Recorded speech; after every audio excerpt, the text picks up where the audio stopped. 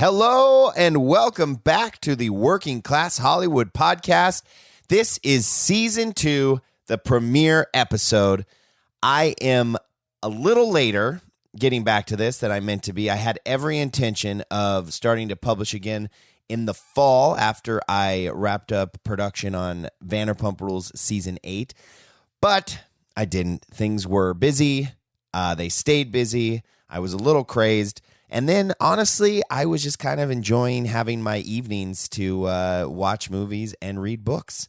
But I am back now. I'm going to start publishing again, so stay tuned for more episodes, amazing guests, in-depth interviews, all the stuff that you liked from season 1, only better. As always, if you like the podcast, please refer it to a friend or go on to iTunes or Spotify, wherever you listen, and like, subscribe, write a review, leave me a comment. I always love hearing from people and hearing what they think of the show. So welcome back, guys. Season 2. Are you ready? Let's get right into it.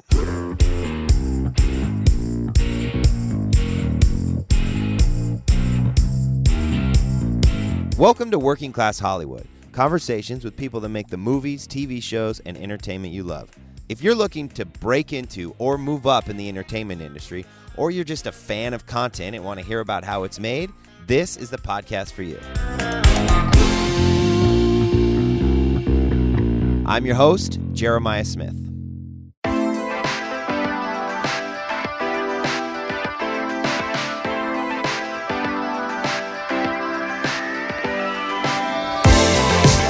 It's being aware of your voice, and really owning what your voice is, because, you're not going to be the best writer. Just straight up, you're not. But I think if you're really passionate about what you're writing about, that comes through. My guest today is Tierney Bricker. Tierney is a features editor for E! News. She writes articles for E! News Online, and she covers television specifically. Tierney is one of the biggest fans of television I've ever met. She also has a steel trap memory. She remembers shows and characters and lines from TV shows going back to when she was a little girl. It's really impressive. Tierney and I talked about her story and how she became a reporter at E! We talk television, we talk pop culture, we talk Vanderpump Rules, of course. She's a super fan, so she had some questions. And Tierney has a great story. So let's get into it. I hope you enjoy my interview with Tierney Bricker. All right, I'm here with Tierney Bricker, features editor at E! News. Hi, Tierney. Hey. Thank you for coming. Thank you for having me. All right, so I want to hear all about E! News and what the hell a features editor is, but I like to start at the beginning. So tell me, where are you from and how did you end up in Los Angeles? I'm from Long Island. I don't have that accent. I'm sorry. That was the first thing I said. Yes, I'm from Long Island. And I always imagined I'd be working in New York City at a magazine. Yeah. And yet somehow at 21. At a magazine?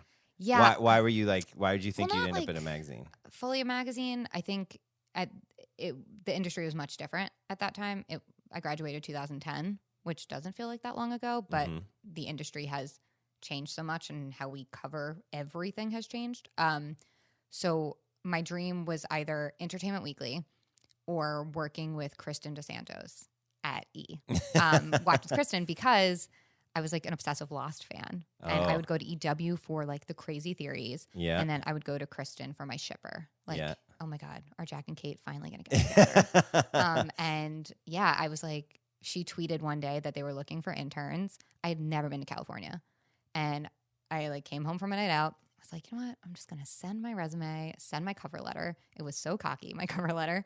What did it say? Do you remember? It was just, I kind of really quickly said, I live for every interview she does, using her kids for her advantage in interviews to get more scoop from people by using them as a Trojan horse. And then I said, but enough about you. Let's talk about me. That's more important. And yeah, I was there's no way they're going to call me back. I live on Long Island. It's just But you were too graduating college at the time. Yes. And so I was you know what? I'll just apply. What's the big deal? I got a call and they were can you send a writing sample? And I was yes. I painstakingly wrote this sample. And then it was about Glee. And then, my God, And then I had like a phone interview, and they were like, great, we think you're a perfect fit. I said, yeah, let's do it. Had no idea where I was going to stay. Didn't tell my parents yet, and ended up coming out to LA when I was 21. Wow. Thought I didn't need a car at first. Quickly shipped my car, and was staying with family in Orange County and driving 3 times a week into LA. But I was happy as a clam. And was this a paid internship or an unpaid internship? No, you had to do school credit. So I had to do a little bit of finagling. Now, though, they pay interns, which I think is a very nice thing after doing a lot of unpaid internships. But I basically did everything and anything they asked. I was like, what? You want me to cover a red carpet to talk to one person from a random TV show? Yes, done. Mm-hmm. Great. I'll do it. And so I just kind of was obsessed with pop culture and entertainment and was so happy to be at, I mean, E is like, one of the top tier, I would say, as someone, even before I started working there, like, the brand. Yeah. And so getting your like feet wet there was invaluable. And they're really great about promoting from within, and letting people who are interns experience a lot and do a lot of things. So I sometimes still can't believe how lucky I was to land that so early. That's so cool. Were you, as a kid, always super into pop culture, TV, movies, like that kind of stuff? I think I was without realizing it. I was that kid that I was 11 when I got the first Harry Potter book, and I was like the only reader in my family aside from my dad. Mm-hmm. And my siblings would make fun of me. My family on Christmas, no one would see me because I would be in a room reading Harry Potter. And I grew up in front of a TV. I found out my mom was like, yeah, you used to love Ghostbusters as like a 2-year-old. We'd come and stand in front of you and you would just shift over. I was like, you didn't think to like, I don't know, turn the TV off. So I was like, I realized now I was programmed, but I was also very into sports and very, I thought for a long time. Playing or watching sports? Both. Okay. Obsessive Jets fan. Loved the Yankees. Would like wear football jerseys to school. I had an older brother, so I was on his baseball team because my dad was the coach, and so I didn't play softball. I was on the baseball team for a while. I love that. I was not that good. But yeah, so I kind of thought maybe for a while I would do something more sports related, just physical therapy or something, and then slowly discovered I loved creative writing, and then really became obsessed back in the day with like Perez Hilton. Yeah. I'm embarrassed to say now, but I was always up on the celebrity stuff and the movies and going to midnight movies. So I guess I never realized it because Twitter wasn't around back then. Mm-hmm. So I probably didn't realize like how into it I was. Yeah. Yeah. I grew up in front of the TV pretty much, like my family.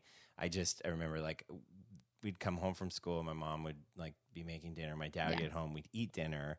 And then we'd have a little time to play. And then like at 8:00 when like primetime TV starts, we'd all like pile into the living room and we'd watch whatever shows my mom chose. She always had the remote. We'd watch TV from like 8 to 10 some nights, 11 some nights. Like ER was like a big show. Mm-hmm. So we'd stay up till 11.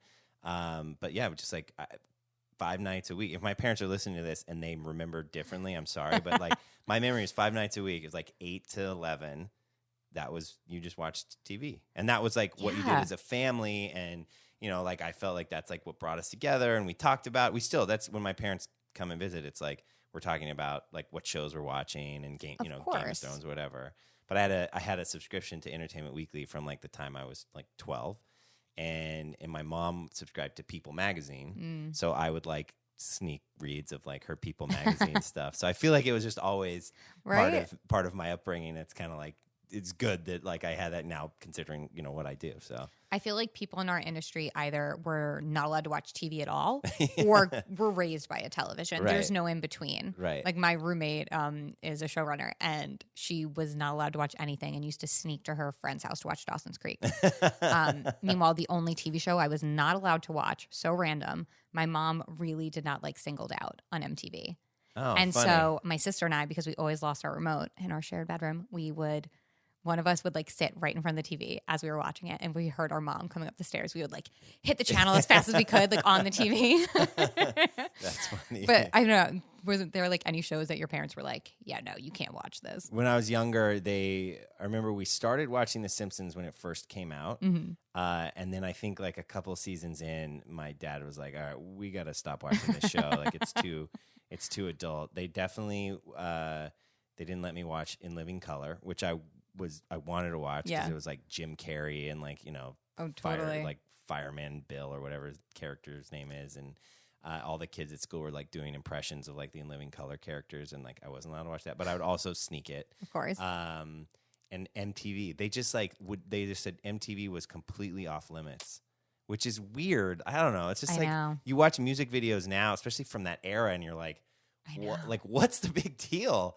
I mean, especially considering what we see now, like with like, oh my gosh, you know, on YouTube or music videos or whatever. But it just seems so tame back then. Yeah, I wasn't allowed to watch MTV. I know. It's that MTV. It'll corrupt you. Yeah. Singled out. It polluted my mind. So where did you go to college? CW Post. It was on Long Island. CW Post. Yes. And I played soccer there too for 2 years. And what was your major? Journalism. Okay. So you were like all in. Yeah. Like from the jump. A lot of people that go there are education majors, which I learned. But I like wrote for the school newspaper. I did a ton of internships because it was really easy to just take the train in. We were 20 minutes from the city. So that was really helpful. And I think maybe that's why I always thought I would just work in New York. Right. But New York's tiring. It's exhausting. It's the most fun city, but every time I'm there, I feel like my body's been hit by a truck. Yeah. I have a really hard time with the 4 a.m. drinking thing. That just gets me every time I go. It's like your body's used to this rhythm growing in California. Yes. Where it's like last call's around 1:30. You're like out of the bar by 2. Then you're back. You sleep it off. But then you're in New York and you're just like, you just keep drinking and you keep drinking. And the next thing you know, it's like 4 a.m. and you're like throwing up out of a taxi cab on like the street. That was what happened to me last time I was in New York. I think it's happened to everyone in New York. And the thing with New York is too, everyone is always out because their places are so small that you can't hang out in your apartment. Yeah. You know, you have to go somewhere and you're always then just drinking. Yeah. I always tell the story. My girlfriend in college was from Long Island, from Roslyn, Long Island. And we did like this big cross country road trip. We drove from LA to New York and then like stayed with her parents and met a bunch of her friends or whatever. And we were in the city I'm not like a super New Yorky guy, so like I'm probably gonna say it was like near NYU or something. Okay. And she was like, I have to show you my dream apartment. It's like right in the city, NYU. It is like if I could pick anywhere I'd live in the world, this is it. And I'm like, great, let's see it. And you like walk up like 3 flights of stairs and you open the front door down this like dimly lit hallway. Then you like open the front door and it doesn't open all the way. Because like the fridge is right there, like it bangs the fridge, so you only get the door like 3/4 of the way open. You like squeeze in, and you're in the kitchen. And then there was like a like sort of like living room, like just off the kitchen that had like a couch, and like that was about it. Yep. And then like the bed was in a loft, like above that living room. And then there was like around the corner from the kitchen, this like really narrow room that had like a couch and a TV, and then like a bathroom. The dream. Yeah, and I was like, this place is a shoebox. And at the time, I was living in, I was going to UCLA, and we were living in like Culver City in this like 3,600 square foot, like 5-bedroom apartment that we were sharing with a bunch of people. We had like a huge balcony and like whatever. And I was like, why? Why do people do this? You can't do LA to New York. You notice everyone does New York to LA. Right. You can't give up that space after a certain point in your life. Yeah. You cannot have like a sheet as a wall divider past a certain point in your life. Like you just can't. Yeah. My buddy that went to Pratt Institute of the Arts in Brooklyn. I went to visit him a bunch of times, and they did that, like had a 2-bedroom apartment, turned it into a 3-bedroom apartment by hanging sheets over the living room. And it's just like, yeah. No. It's New York. I can't do it. So you made your way out to LA. You're interning at E, living in Orange County, driving up 3 days a week. Yeah. Were you weren't getting paid, but did you like pick up any like side jobs? Were you doing any like day jobby things to like earn some cash? I worked like since I was 15 at my grandfather's video store, and then I worked at the Gap. And so I transferred out to the Gap for a while, but I really fortunately was staying with family, and so I didn't have to pay for rent. So I was really just paying for, food and like, and gas. Basically, I just spent all my money in gas, and anything I got from like my graduation party, I just like saved and had planned like, okay, if I don't get a job by a certain point, obviously I'm going to go back to Long Island and like figure out what's next. And so when I was offered a position elsewhere for a very short period of time, I was like, if I have to take this, because if I go back to Long Island, I'm not going to come back out again. Right. Like, this is it. And I think it's that kind of, I don't know, like the right word, daring that you have at that age that maybe you don't have later in life to make a decision like that. Like, maybe I'll, crash and burn. But at that time, like, you're 21. And I remember I signed a lease for my first apartment right in West Hollywood, which I like didn't really go out when I first like moved here, because I was just making friends. And my first apartment was like behind Rage and 11, right in like WeHo proper, right in like Boys Town. I moved there 2 weeks before Halloween. I did not know about, and so I turned 22 like the week I signed the lease. And then the Halloween parade, I had no idea about it. That's so funny. I was like, where did I move to? It was amazing. It was so much fun. Anyone that doesn't know, listening, like the weeks leading up to Halloween in West Hollywood, I mean, it's just like oh my gosh, the biggest like hedonistic gay party in the world, pretty much. Oh yeah. It's like costumes and nudity and public drunkenness, and like it's a shit show. It's super fun. It's awesome. Yeah. But like, I think everyone has to experience it like once or twice for sure. It's really fun. Yeah. So I mean, that was a very wild welcome to LA. What was the job that you got, the first like paying job? So it was my roommate now. We actually met through Twitter. Like back in the day, and she was working at Zap to It at the time. That was part of Tribune Media Company. That I know that is like a website that reported like TV ratings. Literally TV ratings, any TV news about any show. Okay. And just they would look for things that were trending on Google or whatever and just cover it to get page views. She was working there. They were looking for someone new. And E was like, we'd love to keep you. There's just not a position right now. Do you think you can like stay on a little longer? And I was like, no, I need Mama needs money. And so I went to Zap to It, which was really great just in terms of you had specific beats of TV shows and you were responsible for them. So there was a lot of accountability and you were kind of judged by your individual page views. And so it was very much like churning stories out, knowing how to get something out fast and quick with all the facts. So it was a really good like training ground for that, because E was much more of, write from a place of love and make it fun and make it, where people just like feel like they're talking to a friend. And so Zap2 was really good in terms of like hustling. Right. And like learning like, okay, I have to get 1 million page views on my own. Like, how am I going to do that? Oh my God, how do you do that? Dude, it is so hard. You have no idea. You're just like churning out like so many stories, and you're trying to beat your coworkers to, oh my God, you would go on and see what was trending on like Google Trends at the time. There was like another site that's not around anymore that you would also check trends on. And if you hit a trend, you were like, yes, like I made it. And you hated the girl that woke up early to get them in. But yeah, it was so weird being so obsessed with the page views at the time. Right. Yeah. Are you like clickbaiting people, like coming up with like flashy titles? And here's the thing. Everyone's clickbaiting. It's, there some people are more obvious about it, but everyone in this industry is always thinking of how, especially with the market so saturated, how to make people want to click your story out of the 16 that have the same peg, the same headline. Right. That's the struggle. Right. I want to get like more into detail, like what this industry you're in do, but let's finish the journey. So Zap to It, but how long were you there? I was there for about, I want to say like 9 months. Okay. And they were like letting me cover events and stuff, but I got to cover my first Comic-Con with E. And like Comic-Con was like a huge deal for me, hearing about it for so long. Now I'm just like so jaded. But so I was always like, yeah, I just want to cover all these big events. And right before, because it was right before the next Comic-Con, that E was like, Kristen called me, Santos, who really became such a mentor to me. And, she was every bit as great as I always imagined her to be in my head, which was so lovely to have a mentor like that. And she called me the day that someone like said they were giving their 2 weeks. Oh, wow. And she was like, I want you back like right now, which obviously was such a great feeling knowing that she still had me in mind. And so the next day just went in, like gave my 2 weeks. And I mean, I was so appreciative of Zaptuit taking a chance on me because really I was so green and so new. But I mean, ending up back at E was kind of always my hope. And so I started off like, at the time, the TV team probably had like 4 or 5 members. It was a really small, like tight knit, all women, which I loved. And I was like bottom totem pole, like reporter. Mm-hmm. But we would do this thing called spoiler chat, which was like fans would send in questions and we'd answer, you know, the Glee questions, Fringe, Castle, like all those shows.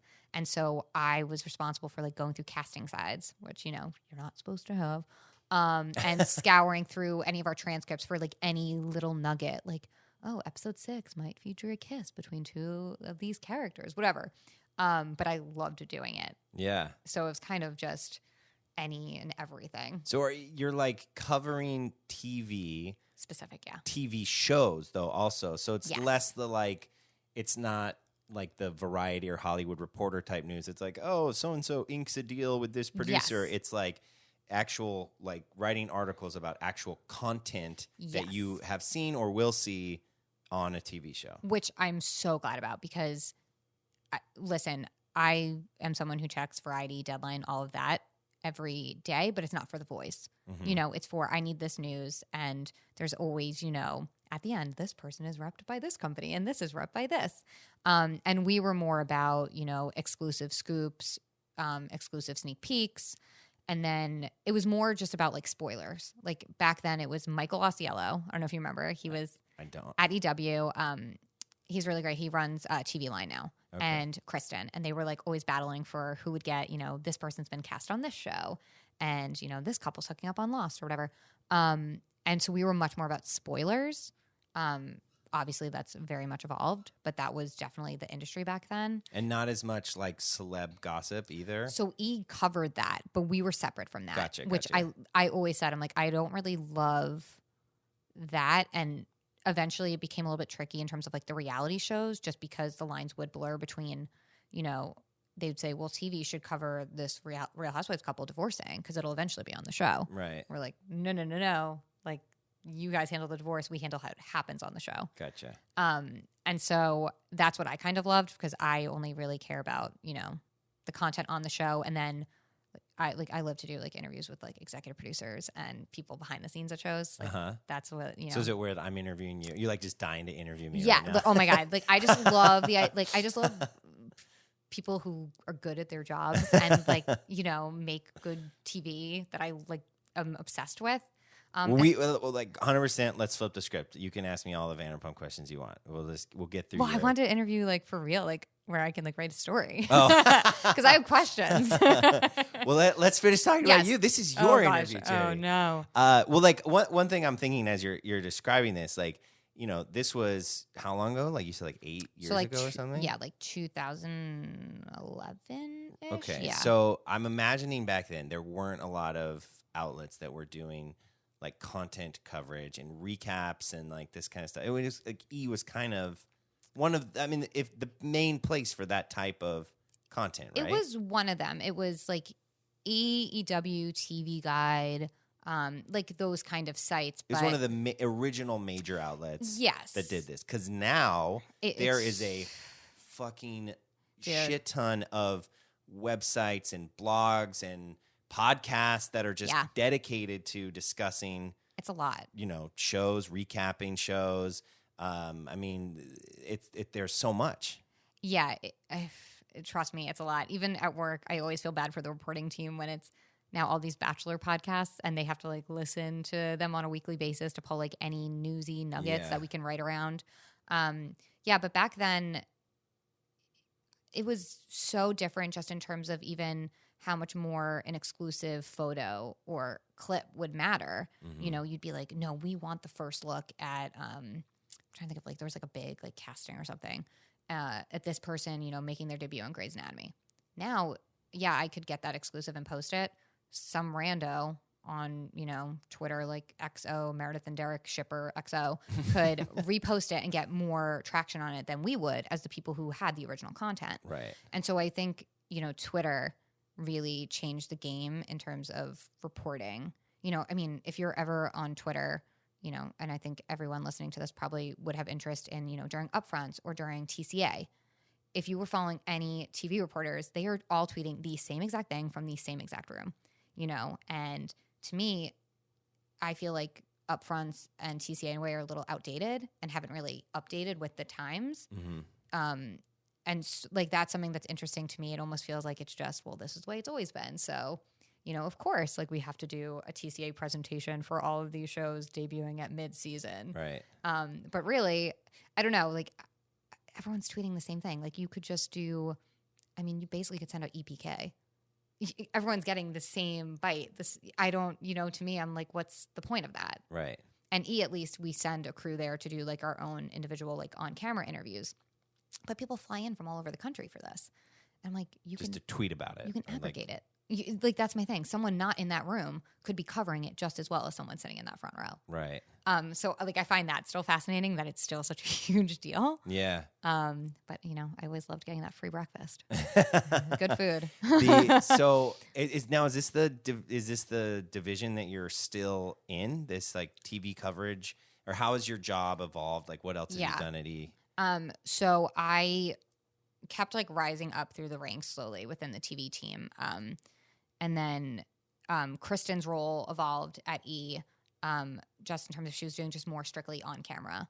So I really took over lead of like our TV coverage, which then we really were, trying to decide and hone in like, okay, these are the shows that we know do well for us and perform for us. So let's focus on that and cool ways to cover those rather than anything that happens. Mm-hmm. And like, sure, if there's like a big death on something or, Survivor's crowning a winner, like we'll cover that. But it's really, what does our audience care about? Because our audience it's not the same as like a Deadline or Variety. We're more, young professional women mostly. And so I think I benefit from sort of being our demo. Sure. And so I just always approach like everything I write or, do as an elevated fan. Like we always come from a place of love. Like I don't want to crap on something for the sake of crapping on it. If I'm going to critique something, it's because I expect more and I'm a fan. Right. And, coming at it from that place. Because like that's why we all watch TV and that's why we read about it. Like you don't really need to read a recap after you watch the show. You're reading it because you want to, connect with someone who's, maybe like, wait, that's how they feel about that person? Yeah. Like, no, I hate them. How do they like them? And it's that sort of, it's like why everyone after Game of Thrones is on their computers for 2 hours, I mean, that's exactly what I do. I watch the episode, then I go right on to, my wife and I will talk about it. We'll share our thoughts. Yeah. Then I'll go on to Reddit. I'll read the Game of Thrones subreddit and the A Song of Ice and Fire subreddit. You're in it. Then I go on to Twitter, hashtag Game of Thrones, and then I like read through all that, and then I go back to my wife and tell her what the internet thinks of the episodes. But I mean, and then I'll like the next day I'll probably read a recap or like read what like more like sort of like journalists are saying about it. The takes are still hot the next day. For me, it's like I love because our coverage is so different than this site. So like I love. The Ringer. I think their coverage is sick. Binge Mode is truly, I think, one of the greatest things ever. I'm obsessed with Binge Mode. And so I love, like, I will always look at their take because those are people's voices that I really like. I like the way they see the show, and it makes me see the show and storylines from different perspectives, which is what I always appreciate. It gives you a deeper connection to, like, the story, too, because it makes you think about things differently. Totally. And just, like, kind of gets your brain moving about, like, if you are one that likes to like ruminate on these shows and think about theories and like whatever, just kind of like it's all part of the fun of the TV experience. Oh yeah, I mean even I don't really read like TV recaps. I never really did, sort of, unless they like provided new information. Brian Moylan at Vulture does the best like Bravo recaps. I was literally just Googling. So I was like, I was gonna say there's one guy, and we've actually we've like messaged a couple of times on Instagram because I'll read his recaps of Vanderpump Rules. We read them at the producers, you should. all of us that like put the episodes together, will like read them together and be like just laughing out loud. It's so funny. The funniest person on the internet. Yeah, and it's very smart. Yeah, which is what I appreciate. But this is really embarrassing. I met him off mic. We were talking about how I went on a bar crawl with the Vanderpump Rules cast once for my job. I didn't just like stalk the cast. And Brian got invited to the event, and I never met him, but I like kind of knew what he looked like, and I was definitely a few drinks in, and like went up and was like, "Oh my God, you're Brian. Your recaps are the greatest." And I was just like mortifying. Like those are the people I nerd out over. And I was just like, the next day I was like, oh, I did that. Like that's so mortifying. But don't you think someone like him probably like that's a positive experience for him because he doesn't get that all the time? Like he's not getting stopped on the streets. Like you're the Vulture recap guy. Like, oh yeah. I mean, I think everyone who is any part in this industry in some way likes when someone does that. Yeah. If there's a comment that calls out like one thing you wrote or like one thing you know you're responsible for, like you get a little high off it. Yeah. So but like I had no chill. It was just like, oh God, it was the next day I was like, oh man, I did not seem cool. That's funny. Yeah. So now as a features editor at E, what does that mean exactly? So when I started, E Online was very separate than E News on air, like the show. And slowly over, my time there, they've really, really, really worked on blending them together, which I think is so great. So now it's E News, the brand. There's no online versus, show. Gotcha. Like sure, there's like on air, everything really should be like linear where, we're constantly looking for ways to bridge them and make them companion pieces. And so it's like a features editor. The main goal is, to kind of come up with coverage that could work, packaging it where it can work online. There could be a social component, and then also like how the show would do a package if they wanted. And so, I mean, I think that's really the hard thing now because they're not necessarily the same demo, even if it's the same subject. And I think that's like really the challenge. I think me personally, I just have a much better read on, like the internet culture and what does better on that platform. Because I think it is hard at, 7 p.m. trying to figure out what's going to make people, keep the channel on when, Instagram, a lot of celebrity news now you can get just by following someone on Instagram. Right. So, how are you presenting it? And you can't just do like, well, this is who went home on The Bachelorette last night. It's like, yeah, it's 24 hours later. Everyone knows who went home. Too late. So I think that's kind of with features. It's coming up with fun, creative content that people click on and actually read past, the first paragraph. Right. Like, we always look at read time on an article. Like if your read time is like 20 seconds or less, someone's like we'll debut, for example, the Vanderpump Rules reunion teaser, right? It gets a lot of page views, but people are on it for like 20 seconds because they're just clicking the video. Right. They're not like, reading through and then, oh, what else is on this site? And so that is, you want people to like want to come back and read what's on your site. And I think that now is what a lot of people, it's like for a long time when everyone was trying to copy the BuzzFeed model. They're like, oh, top like, 10, whatever. Yeah, like all the list. Like, and people still do like TK things you didn't know about, like I just had to do like the final season of Friends and it went bananas because everyone loves Friends. Yeah. So it's that I think now is everyone's struggle. So it's less about, and I'm actually very curious to hear like what metrics you use and like what feedback you're getting from, your content and stuff. But it sounds like you guys are more after like the quantity of time spent reading versus just a simple click, just like a simple page view is not your metric. It's more than that. It's so funny because there's so many different things that you take into consideration. But I mean, obviously you want page views. And so a lot of that too is like coming up with like cool galleries that like people like don't realize that they're clicking through multiple pages. That is like one of my biggest pet peeves in the entire really? World. Yeah, and if you make those, I might have. You mean like some... a click through, or just because like a lot of it now is like it'll just keep scrolling down and you don't realize it's like new slides. Oh no, I don't mind. As new page views. I don't mind that's scrolling. What we do. It's the ones that are like, check out these 10 photos from this, and like you have to click on an arrow just to see the next photo, and then they show you an ad betwing every photo. I hate. I click out. I give up. I'm like, pull the chute. This is too Oh much. no, but like I'm trying to think a story like true crime has started doing really well for us, but it's technically not fully on brand. So it's figuring out, okay, well, when is it okay for us to cover true crime? And so, it's The Act on Hulu and folding in the real life story from that. Because we're not People Magazine. We're not going to do, like awful stories about like a 1-year-old like dying or something. Or like those awful, like those weird like freak things about a homeless man like living in a girl's closet for a year. Like he's not going to cover that. But, we will cover if it's like The Act. So I did something on Gypsy Rose's like life in prison and it was insane. Like, and it keeps... And then if like social reshares it, it blows up like a week later. So we're also looking for that stuff that's kind of more evergreen that you can repurpose. Right. But yeah, like the read time's pretty big. Like there was one story that had like a 6-minute read time, which is like crazy. I was just like, oh my. That someone would have the attention span to read an article online for 6 minutes. I know. I save stuff like that for like the weekends. I use like an app now for all like my long form reads that, when you're in bed on like a weekend, you're just like, oh, like I'll just read it really quick. Yeah. Like that's what we noticed too. A lot of stuff does better on weekends if it's longer. Oh, interesting. Because I think people have more time and they save things.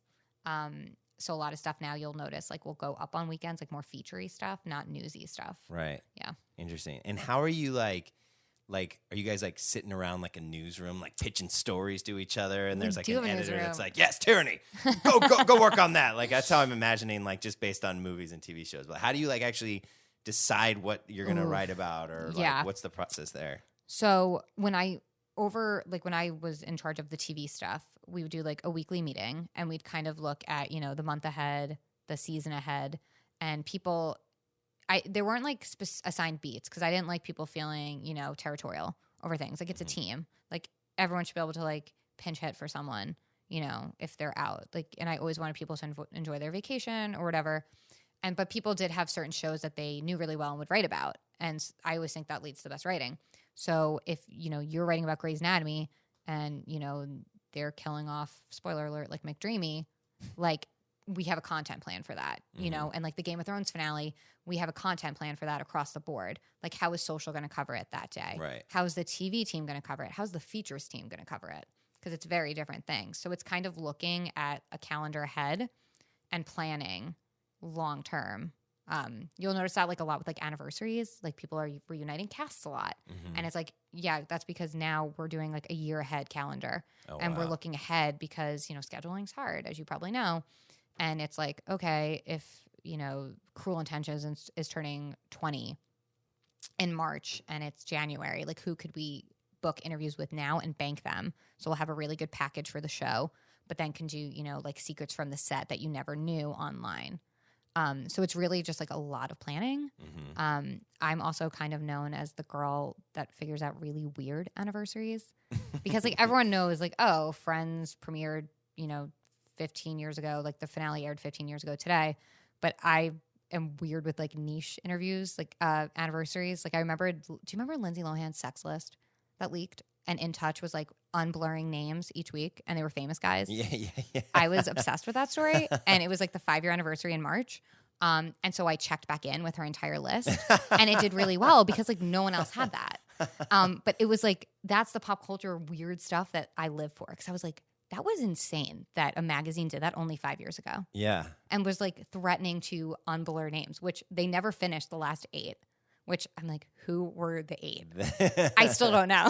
That is so funny. Did you hear when Jax Taylor went on Watch What Happens Live, he told a story about like hooking up with Lindsay Lohan. He did say he hooked up with her, right? Like, denied it on Twitter the next day. Imagine if he was one of the names. Well, I don't think he was famous at that point. I was going to say he was like just newly. I think the first story I ever wrote about Vanderpump Rules was actually about Jax. Really? Because I didn't watch the show, but I would have to write about it.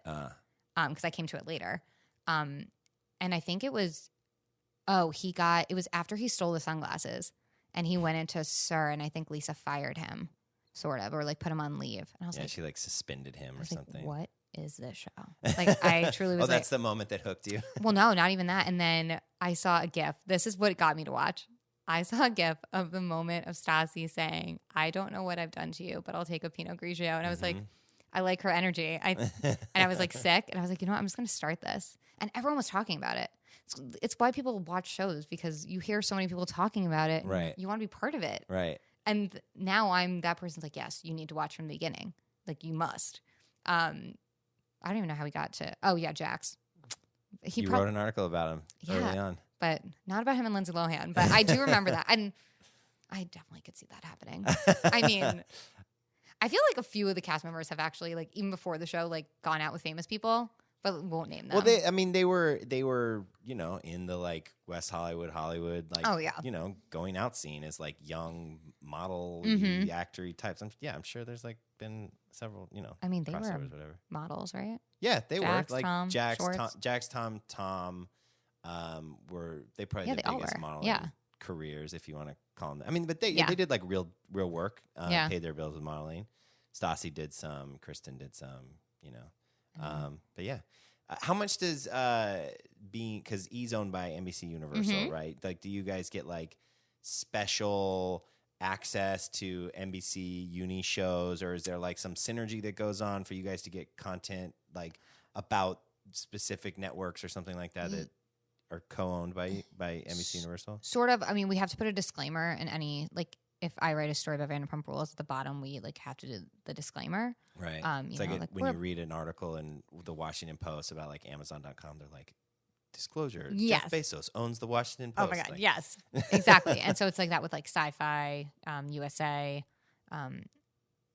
Bravo, Oxygen, E, NBC.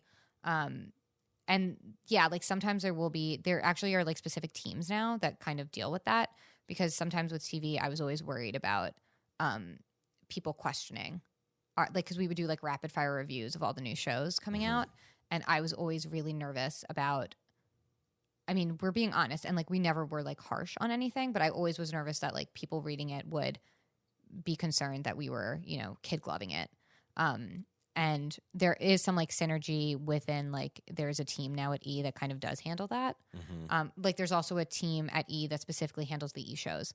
So it's like, you know, Keeping Up with the Kardashians, Very Cavallari, that's all handled by a different team. Gotcha. So I think it kind of helps unblur the lines, you know, and keeps everything definitely in its own lane. But you're still operating as sort of a independent, you know, newsroom covering like these shows, and it's like you're not too worried about it being Bravo versus, you know, ABC, CBS. No, not at all. Yeah. Cool. What's your day to day like? Just are you like writing a lot? Are you running meetings? Are you like, what's your day to day now? Writing a lot, and like pitching, like coming up with ideas, pitching, doing interviews if it calls for it. Sometimes I'll do set visits. Not as much anymore. Would you say step visits? Set visits. Oh, set visits. So like sometimes, like I used to go on a lot more, but like I, you know, every summer go to the set of Bachelor in Paradise, which is like in Mexico. That's like a big one. That's like fun. I know. That's when my friends were like, God, your job's amazing. I'm like, yeah. But you know, I just did a set visit during the season of The Bachelorette where I interviewed Hannah and like some of the guys. And so like sometimes that'll be my day. And then, you know, I'll want to do like longer interviews, and then it's kind of budgeting my time to like make sure I have time to prep for that interview, do that interview, transcribe that interview. And then I'm someone like I try to do my stories like a little bit at a time. So I'm not, you know, the day before something is I'm set to go up, I'm like, oh crap, like I have to knock this out. So I'm trying to be better about that, just kind of slowly chipping away at things. So sometimes it's like a few different. So you're working on several stories at once, several features at once. Do you have like a quota, like you have to publish a certain number of articles per week or month, or like how does that work? I mean, they'd probably ideally like, because I mean, mine are usually like, most stories are like 3,000 words or more. They probably would like almost like one a day. But it's hard because also like some of my stories just require research, and I'm a fast writer, but I mean, you need time to like actually research it. Like a story I published today was over 6,000 words. Wow. And it took a long time compiling all the info. And so that was like something reasonably that like, yeah, it would take like 2 days of work. Yeah. But then, you know, there are other stories that I can bang out like not even in a day. Right. That are just like really quick. I'm just like, just get out of my way. Can you go on the website and like view all stories written by Tierney Bricker? And click my author name. Click your author name and see everything that you've published. It's wild sometimes that I'll go back to an old story and forget that I wrote it. Like, and that's like the quick news hits, you know, that was like this person cast on Glee or whatever. And I'll be reading it. I'm like, oh crap, I wrote that. I have no knowledge of it.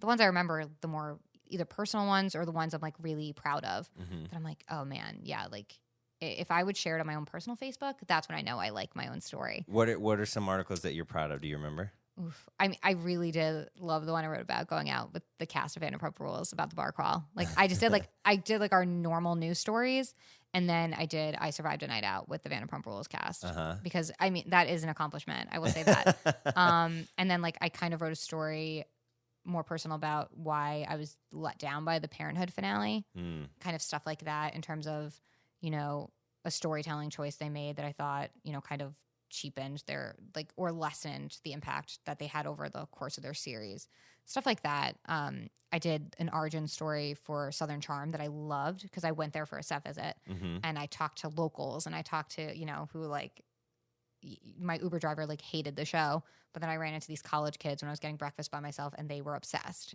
you know, and kind of how it came to be. And so like when a story like that does really well, it's really validating because, you know, you're like, one, okay, my instinct was right. Two, something I actually really cared about and like put my time and energy into did well. But when stuff like that, you know, doesn't do as well as you hope, you're kind of like, oh crap, like I missed the mark.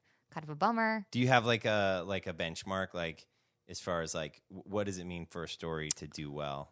I mean, I think there are two different ways. Obviously, like the amount of page views is great, but I also think like how many? Can you say like if you get like 500,000 or 100,000? It's hard because it also goes by like it breaks down now by like mobile web numbers, but then desktop numbers and then Apple News numbers. There's so many different things. So something could do like not perform at all on desktop, but then be like the top story on Apple News. It's so like the audiences are so different. The Apple News audience is like a little bit older. And then, you know, like Facebook is a total, like the clicks through Facebook are completely different as well. Yeah. Like it's so weird, like all the different metrics and what does well on each. But I mean, I also love too when, you know, if someone like tweets at me that they loved a story, you know what I mean? Like that kind of stuff to me is like even more than like the page views. Wait, I just remember, didn't you wrote something about Vanderpump and that's how I found you. I think it. And you like quoted me in an article or something. That's what it was. Oh, I think it. What story was that? I think it was the interview you did with Juliet. Yeah, Whitman, on who the I Ringer. think is like, oh God, I love her interviews. Yeah, she's great. amazing. She's awesome. Yeah, and I was just like reading because I get Google News alert about Vanderpump Rules, and so I like click through some every day, and I was like reading one that was you'd written, and I was just like halfway through, it's like. I remember this. I said that I was just like, what the what? And I like fell out of my chair because that doesn't happen to me very often. Oh my God, what story was that? Was that something about like the lines blurring between? I don't know, because I'm like always fascinated on reality shows, the relationship between like producer and talent. Just in terms of like how it's evolved, like Teen Mom and like The Bachelor, how like Teen Mom, the producers are characters now. Like it's wild. Yeah. No, we talk about that a lot. Do you know? And like I live for sometimes the moments where you hear someone off camera on like Pump Rules, which is usually you in the interview room. Yeah, it's always me because I'm the only one that does those interviews. Oh my gosh. Well, here, let me ask you one more question, and then I do you if you want to ask me anything about Vanderpump Rules, you're welcome to. I gotta record it though. Like I'm like, oh, I got my like. We'll get okay. So well, just what looks like what advice? Like you have this like really fun sounding like. You're in pop culture, news, TV, like, I'm sure there's a ton of people that would love to be doing exactly what you're doing. Mm-hmm. What advice do you have to people that want to do something in your industry? That's like really hard. I've been lately a few people at work, Pages, who are working like at NBC Universal, which is such a great program. They've been asking for like informationals with me. Which, I mean, I just turned 30 in October. And so, like, I've been thinking a lot about, where I see my career going because I love working at E! I really do. And, I mean, I get to write and talk about things I love, And at the end of the day, like, it's talking about entertainment and, like, pop culture. Yeah. And, that's some people, like, wait till their, like, lunch break to get to do that. So I sometimes, I sometimes think about that when I'm, having a bad day. But, obviously think about the next realistic step. So it's interesting now people asking me for advice at work because I'm like, oh crap, like I was you.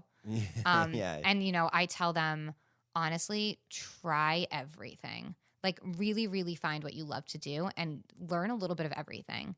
Because to me, when I first started, like I wish I would have learned more about video editing because it wasn't as big back then. But like now, like and like Photoshop and stuff like that, where I was like, well, no, I'm a writer and like I'm a journalist and like this is like usually like my go-to. I mean, even now colleges are teaching about Twitter, and I think that also is like a very, people get hired from Twitter now. Right. Like comedians will land jobs, So I really think it's being aware of your voice, and really owning what your voice is, because like you're not going to be the best writer. Like just straight up, you're not. But I think if you're really passionate about what you're writing about, that comes through in the writing. And I really, really think just trying everything and not putting yourself into one box immediately. Because in 5 years, like who knows what you want to be doing, what the industry is even going to look like. Right. Remember, I think it was like a couple months ago, every time I went on Twitter, it was like, BuzzFeed was doing layoffs, the Huffington Post was doing layoffs. And I was just so sad because there were so many talented people, like writers that I would kill to have their skill. And I was just like how is this happening? Yeah. And it's crazy to me.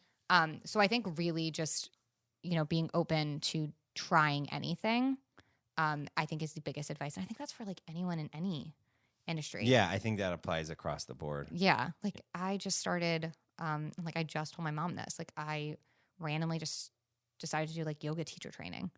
And if you would have asked me like 5 years ago if I'd even be doing yoga, I would have laughed in your face.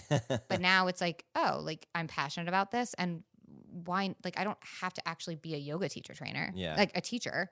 Like I could just experience this and see if I like it. And yeah, like I have that under my belt. Great. And so I kind of think in any area of your life, it's just being open to the possibility rather than, in 5 years being like, oh crap, like what do I have to show? Right. And if I do want to pivot, like what do I have to show for the last 5 years? Yeah. No, I think that's great advice. All right. What do you want to know about Vanderpump Rules? Oh my gosh. No, like, cause I'm like, oh my God, I was just watching the reunion. My friends and I were like group texting about it because honestly, I can't believe I'm like looking at the poster now, and I have a poster of the show in my garage studio. Obviously. I am honestly like, I've been on the show since day one of season 1. Yeah. And I mean, I'm as big of a fan of the show as anybody. I love it. I watch it. I shoot it. I'm there. I do the interviews. I'm there for the editing. Oh my and gosh. then it goes on TV and I watch it with my wife and we like drink wine and watch Vanderpump Rules. So were you a reality TV fan before working in it? Not really. I mean, I did watch some. I watched like, I was big into Survivor when that first came out. But that was like a phenomenon. I think everybody was. Yeah. I watched like maybe like a handful of things, but definitely I was not a reality junkie. Yeah. And I just kind of stumbled into it. A person that I had interned for in college got hired to run development at a reality company. Oh, cool. And I went to work for them. And then from there, got into producing and, produced for 3 or 4 years before I ended up on Vanderpump. Yeah. And at the time, I've told this story before, but when I first got offered the job, I was like, I turned it down because I was like, I'm not into this trashy reality, this Bravo. Like, I'm above that. Yeah. But like, honestly, I'm so grateful I took the job because I absolutely love it. I love our cast. I love Evolution. I love the product that goes on television. And I'm like a catty gossip. Like, it unlocked pieces of me that I'm just like, I just never know. Like, I never knew about it. Now I'm like up to date on like everyone's Instagram feed, and we're just like gossip, and all the shit talking that goes on, and it's fun. I mean, I like it. You're in Vogue magazine now. I mean, that was crazy. Yeah, it's so weird. That was wild. Yeah, that was special. I thought, and like they sent out a reporter and a photographer there for our main title shoot, and I know. The New Yorker wrote us up, Time Magazine wrote us up. I know. Like, well, it's funny because I like reached out and was like, oh, because I know like in the past they've like invited some press to do like cover those opportunities, and I swung for the fences recently and got denied. So thank you. But I was like, I want to attend a reunion taping. And like, I won't report anything they wouldn't. Yeah. But and it's hard too because I understand, and I have friends that like work on The Bachelor. And we constantly have these conversations because I'm from a person that's kind of like poke more holes in the fourth wall because that's what fans care about now.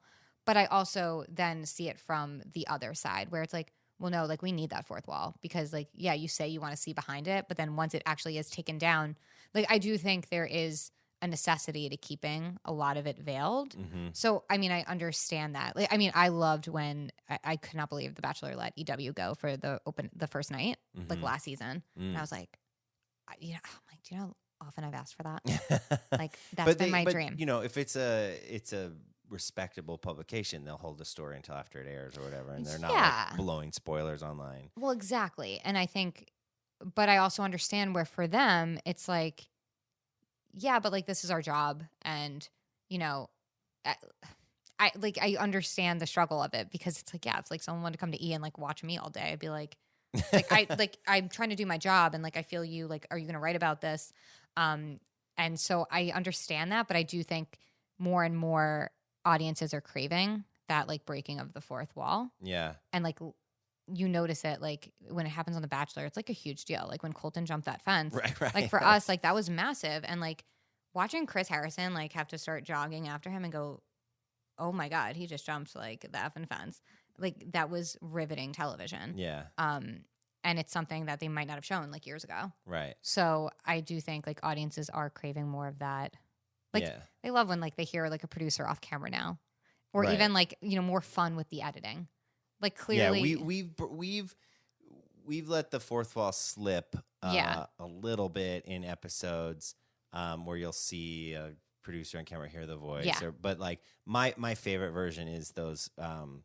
We had like a name for them. I forget. Like we call them like creative pods or something like that. But they're, you know, the showrunner Bill had this, you know, just like, you know, you guys like, let's just pitch ideas and like let's try to do something different in every episode. Just, you know, and see if it sticks. And if it doesn't, then fine, doesn't matter. But because you know, when you get to like your 6th, 7th, now we're about to start shooting our 8th season. You know, you want to.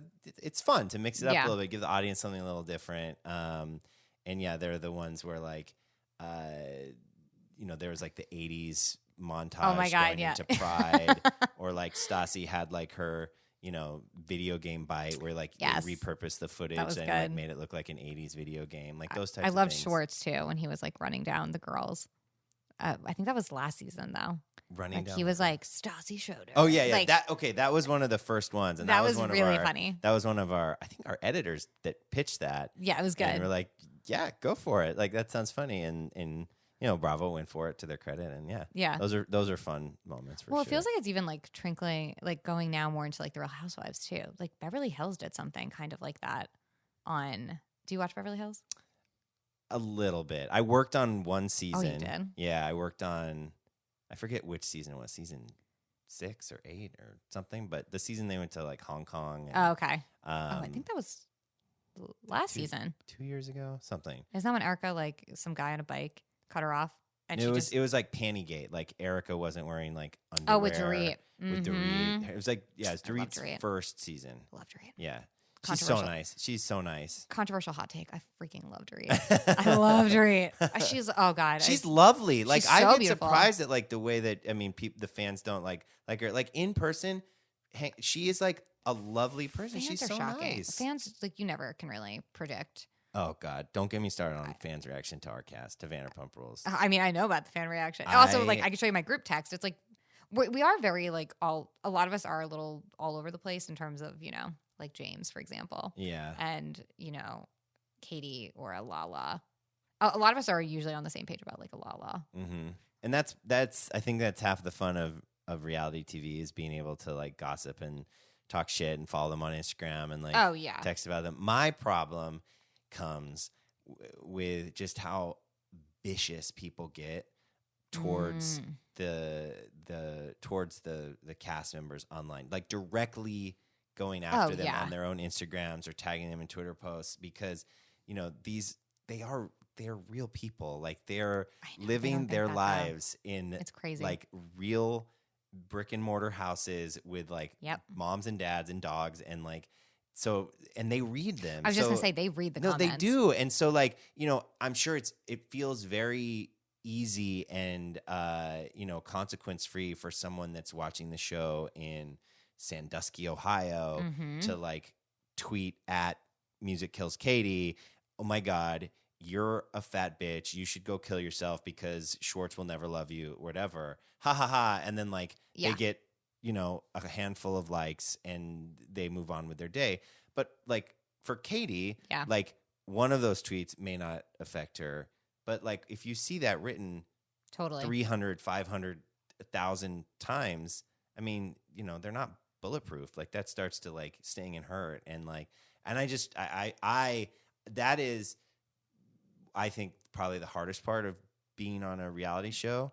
And it's certainly nothing that I've experienced. So I can't like pretend to relate, but just imagining how hard that must be to see people just ripping you to shreds online, because it is their lives that they're watching on camera.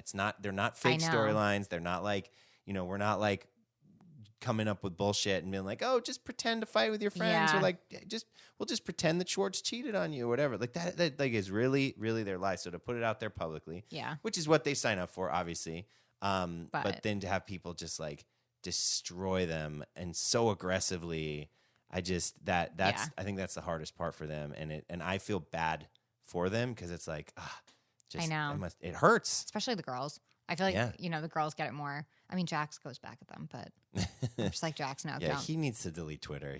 I always say this cast leaves it like all in the field. Like at the end of a season, like they are depleted because like they are giving it their all. Yeah. And they expect anyone like on the show to be doing it too. Totally. You know what I mean? So they're all like operating on kind of like the same level. Yeah. Where, it's not, one person isn't, showing up, like not showing up to events and they're annoyed at them. Right. But so it's like blood, sweat, and tears. So I imagine then like, when you think you've done something on the show that, you're standing up for yourself and you've done something right, and yet people are still ripping you to shreds. Mm-hmm. And, if you respond to them, like you're sinking to their level and like you're proving that you're such a bitch. Yeah. But then if like you keep ignoring them, they're just going to keep sending it to you. On a much smaller level, I have certainly been tempted to respond to trolls on Reddit or Twitter when they'll call out things that are just completely they'll make very false claims, like false. It'll be like, oh, I know this was scripted because this and that, or like, oh, must have been, whatever it is.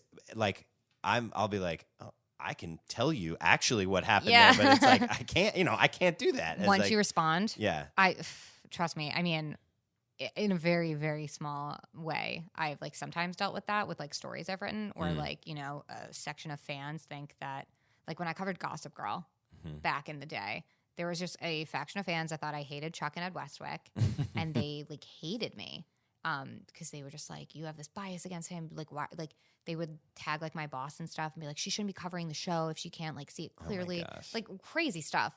And then I did an interview with Ed Westwick. And it was a lovely interview, like towards the end of like the series.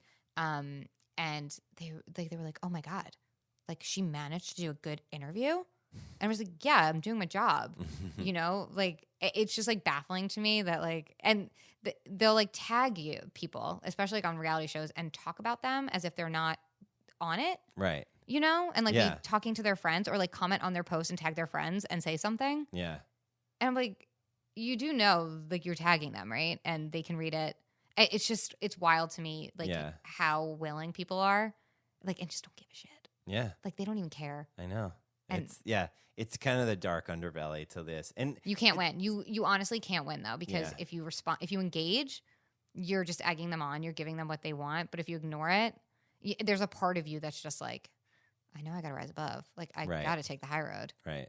But sometimes it just feels so good in the moment to, like, be petty and like point out their grammar or something like that, Yeah, exactly. And you're just like, I could just do that so easily, but it's not worth it in the long run. It really isn't. I've learned that the hard way. Yeah. Like one time trying to engage and like have a dialogue, and it just doesn't work out. Oh no. Yeah. It's not worth it. Katie has a sticker on the back of her cell phone case that's like looks like the nicotine warnings on cigarettes. Oh my God. Like, social media may be harmful to your health, like kind of thing. Yes. Well, my advice for people always is, like, especially celebrities, before you tweet, read the feed. Like, just be like aware of what you're putting out in the world at a certain time. Like, there are certain times to share things. There are certain times like you should read it before you share it and go, yeah, this surprise might just text my friend instead. You know what I mean? Like, read the feed. Okay. I've kept you so long. No. We've been going for like over an hour and a half. So Tierney, thank you so much for coming.